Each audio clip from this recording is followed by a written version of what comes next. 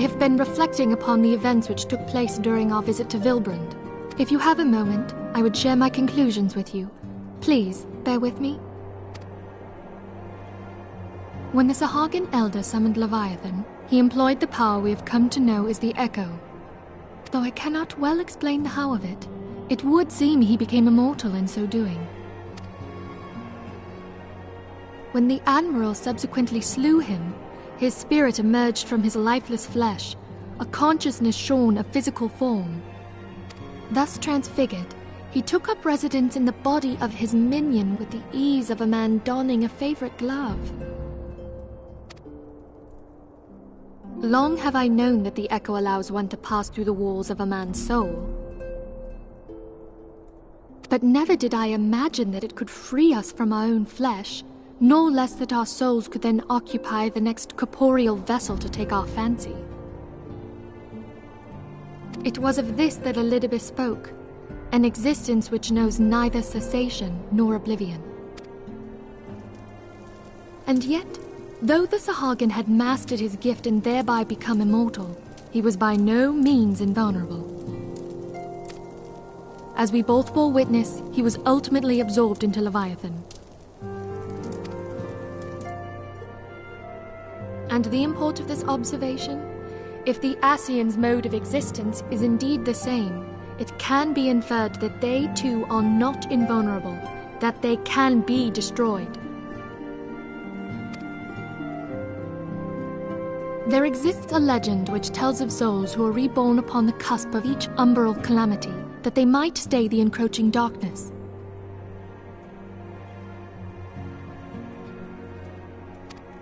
To most, it is but a fairy tale, yet recent events have given me cause to wonder, could the legend in fact refer to the Echo?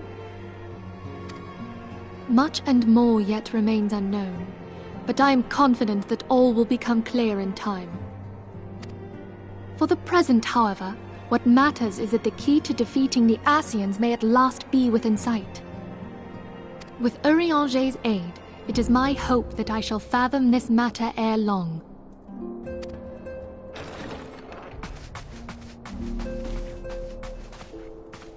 Oh, I was just about to send for you, my friend. Is aught amiss? Grave tidings from the Sharlayan motherland, my lady. It doth concern our distant allies, the students of Baldessian.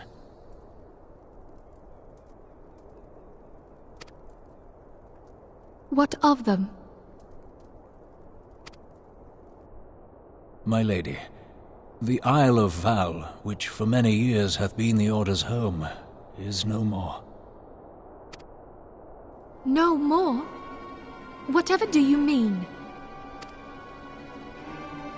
I relate only that which hath been conveyed unto me by our agents. An etheric wave of the highest magnitude was recorded in the region. Soon thereafter, 'twas observed that the isle had ceased to be. 'Tis postulated that a magic was evoked, like in power to Ultima. 12 preserve.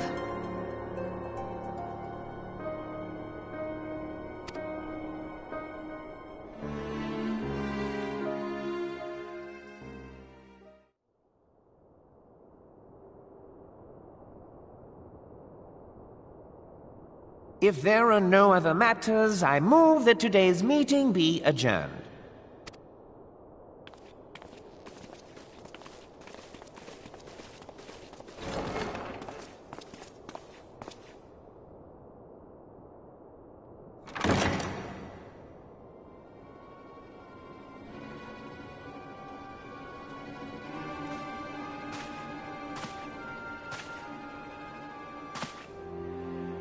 It is done, my lord.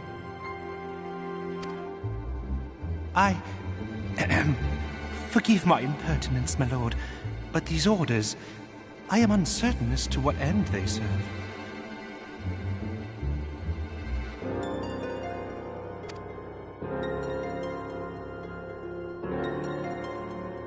Revolution.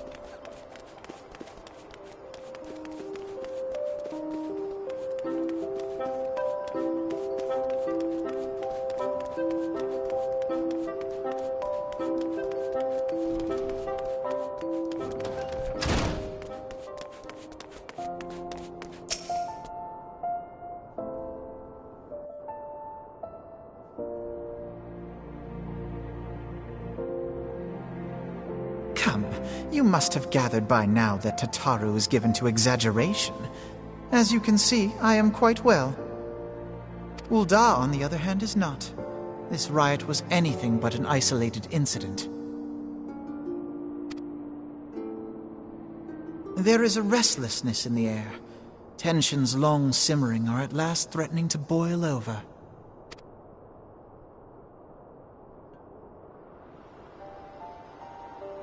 Ul'dah is a nation infamous for the great disparity between the wealthy and the poor. The majority of the populace accepts this state of affairs because they believe that every man bears responsibility for his own lot in life. To an Ul'dan, money is the foremost, and some would say the only measure of a man's worth. Small wonder that the wealthiest wield the greatest influence.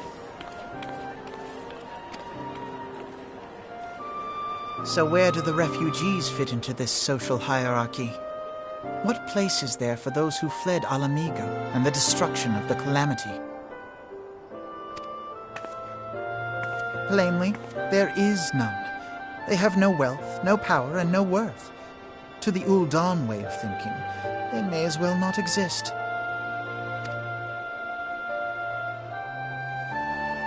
Choosing to ignore their existence, however, is patently not an option.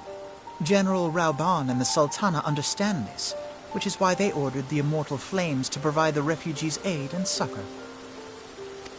Yet none would dispute that the expenses incurred by this policy grow by the day, with no end in sight.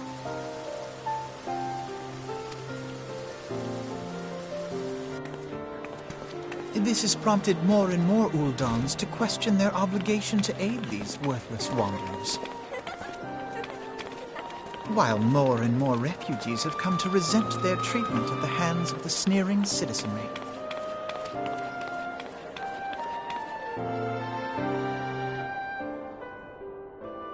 The manner of Lord Lolorito's refusal to grant the Dolmens asylum bespoke a disdain for all refugees, an attitude shared by the rest of the monetarists. And you may be sure they make no effort to conceal their opinions. It was only a matter of time before the refugees united in protest, nor is it any surprise that some among them would ultimately resort to violence.